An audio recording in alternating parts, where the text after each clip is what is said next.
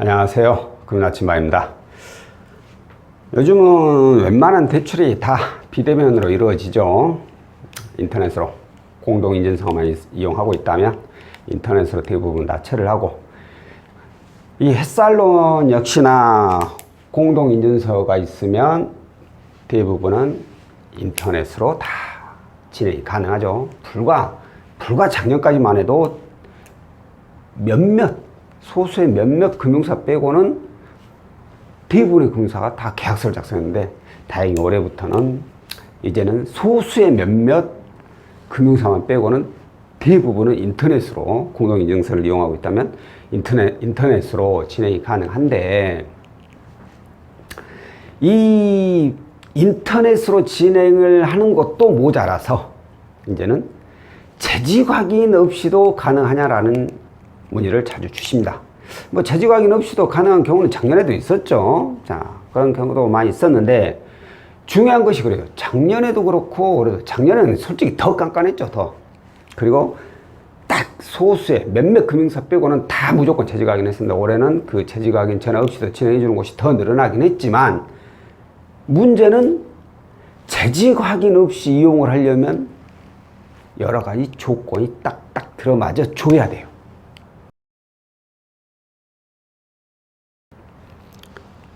일단 뭐 4대 보험이 적용되는 건 당연한 것이고,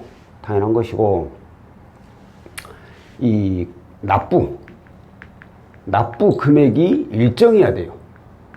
일정. 이게 무슨 뜻이냐면, 건강보험료, 직장 건강보험료 납부 금액이 어떤 달은 10만원, 어떤 달은 5만원, 어떤 달은 또 6만원, 이런 식으로 편차가 심해버리면 재직 확인하는 경우가 많이 있습니다.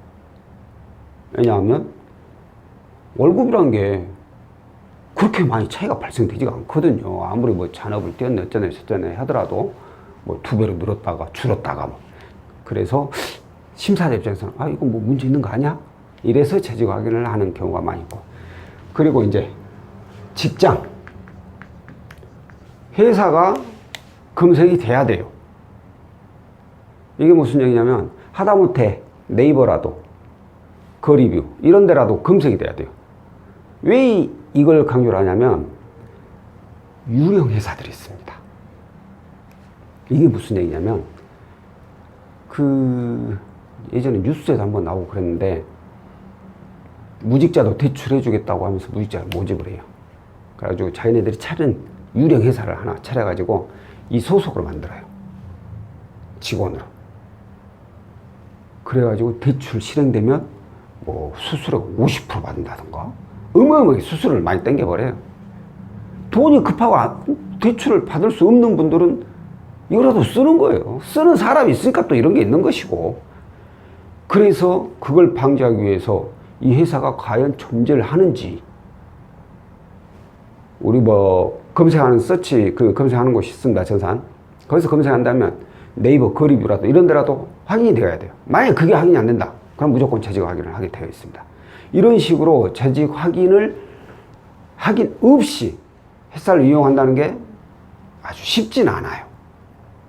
무조건 안 된다는 거 아니고, 납부 금액 맞고 회사 규모 좀 있고 뭐 신용이 크게 문제 없고 그러면은 재직 확인 없이 그냥 진행돼 버리죠. 근데 조금씩의 문제들이 발생되면 재직 확인을 하게 돼요. 자, 그러면 이제 또 채무자분들이 물어보는 게 이거죠. 그럼 재직 확인하면 회사명 밝히나요? 그러니까 금융사 이름 밝히나요?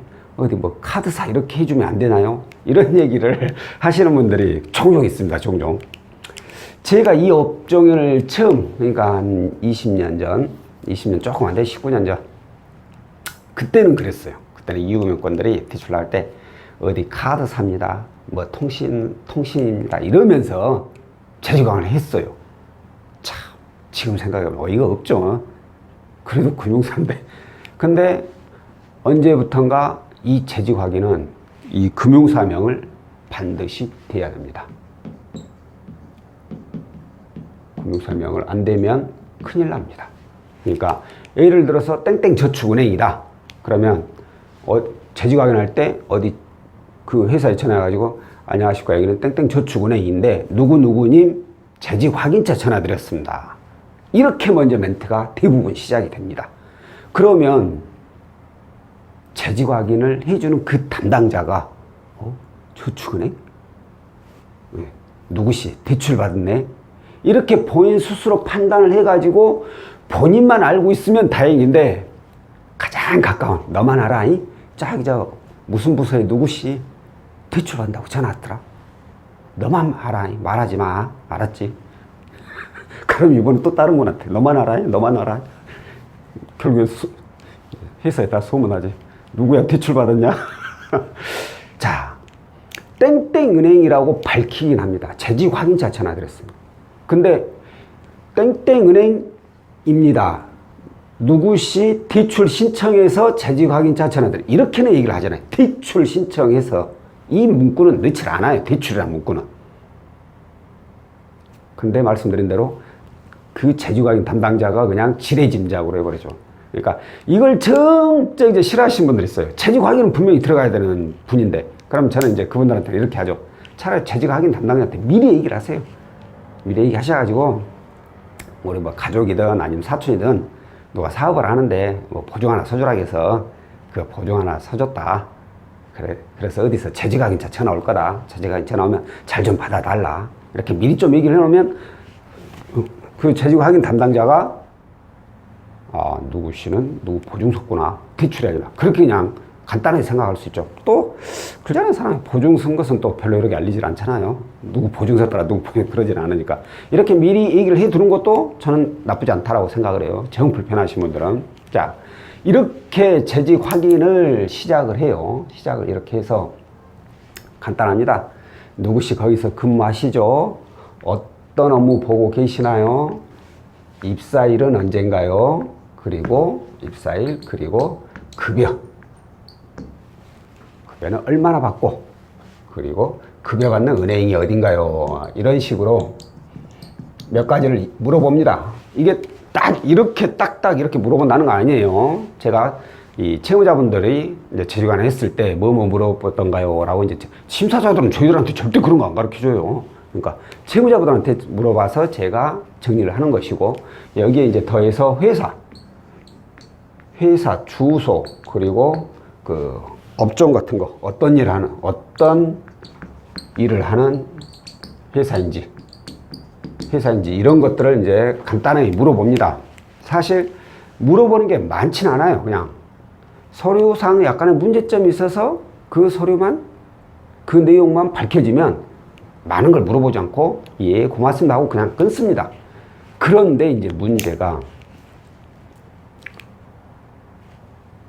물어봤는데, 자 예를 들어서 채무자분이 그 계약서에 입사일을 5월 1일이라고 했어. 근데 회사에다 물어보니까 6월 1일이야. 왜 틀려? 채무자 5월, 이제 이거에 대해서 좀 집중적으로 물어보게 되죠. 그런데 다른 부분, 그럼 누구누구 고객님 무슨 일 하시나요? 근데 계약서에는 생산직에 근무하고 있어요. 근데 재직관 담당자가 영업직에 있는데, 왜? 혹시 어떤 생산직 업무 안 보시나요? 이렇게 심사자가 원하는 답변이 나와야 돼. 그러니까 계약서상에는 생산직으로 되어 있으니까 재직관 담당자에 생산직이 근무하고 계십니다. 이러면 되는데 영업직입니다. 사무직입니다. 이렇게 나와 버리면 내용이 틀려. 그러면 심사자가 이 채무자를 의심을 할 수밖에 없어요. 또한 이 회사도 의심을 합니다. 아까 말씀드린 유령회사 이런데 비록 뭐 서치는 된 회사라고 하더라도 뭔가가 일부러 만들어 놓은 내용 아닌가, 이런 것들을 의심하게 돼버리면 이제 정말 그때는 보통 때 예를 들어서 보통 때 한 5가지 물어보고 예 고맙습니다 하고 전화 끊을 수 있는 내용도 10가지 이상 물어보게 돼요. 물어보는 것마다 계속 내용이 원하는 답변하고 틀리다 그러면 그걸 파고듭니다. 간혹 가다가는 재직확인 담당자 아니 뭐 그런 것까지 다 물어보냐고 이렇게 얘기가 나올 정도예요. 근데 심사자는 이게 일이에요. 저 같은 상담사들은 어떻게 해서든 고객을 끌어모으는 게 일이고, 심사자는 어떻게 해서든 뭔가 문제점을 발견해서 이것을 부결을 처리하는 게 일이에요. 승인을 처리하는 건 그건 당연한 거죠. 문제가 없는 것도 승인 내야 되는데. 그럼 자기들이 그게 원래 할 일이고, 부결을 내는 것은, 어떤 문제 때문에 부결을 내는 것은, 그건 인센티브를 받는 그런 효과가 있어요. 그러니 재지구하기를 했는데 뭔가 이상해. 이건 내가 물어본 거하고 틀리네? 다른 거 물어보면 또 틀리네? 그래서 결국 예, 알겠습니다 하고 이분 부결. 재직 확인하고 채무자하고 확인 담당자와 채무자의 내용이 전혀 다르다. 부결. 이렇게 부결 난 거 있잖아요. 이건 못 살려요.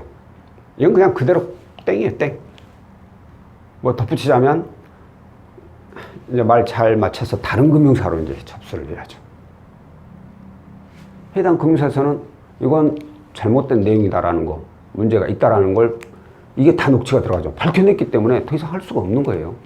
그래서 이 경우에는 채무자하고 재직관 담당자하고 다시 한번 입을 잘 맞춰서 다른 금융사로 접수를 해야 됩니다. 그 외에는 한 금융사로 그 해당 금융사 다시 접수가 이루어질 수가 없어요. 그러니까 이런 부분, 재직 확인은 뭐 간단하게 채무자가 어떤 일을 하는지, 언제 입사를 했고, 그리고 급여는 얼마나 되고, 이런 것들 기본적인 것을 물어보고, 회사가 어디에 있나요? 이런 회사 연락처, 회사 전화번호가 어떻게 되나요? 계약서에 이렇게 생각하시면 되겠구나. 쉽게 내가 계약서에다 작성한 내용들이 있죠. 그 내용들을 물어본다고 생각하시면 돼요. 그게 확인하는 거죠. 확인하는 거. 이제 간간히 뭐 중간에 조금씩 다른 내용을 물어볼 수는 있지만 대부분이 계약서에 있는 거 그대로 물어봐요. 근데 그게 틀려졌다. 그러면 그때부터 문제가 발생된다는 거예요. 자, 오늘은 햇살론. 재직 확인 없이도 많이 가능합니다, 요즘은. 하지만 굳이 꼭 재직 확인을 해야 되는 채무자분들이 있고, 이렇게 재직 확인을 했을 경우에 어떤 내용을 물어본다 라는 거에 대해서 설명을 드렸고요. 다음번에는 또 다른 내용으로 찾아뵙도록 하겠습니다. 고맙습니다.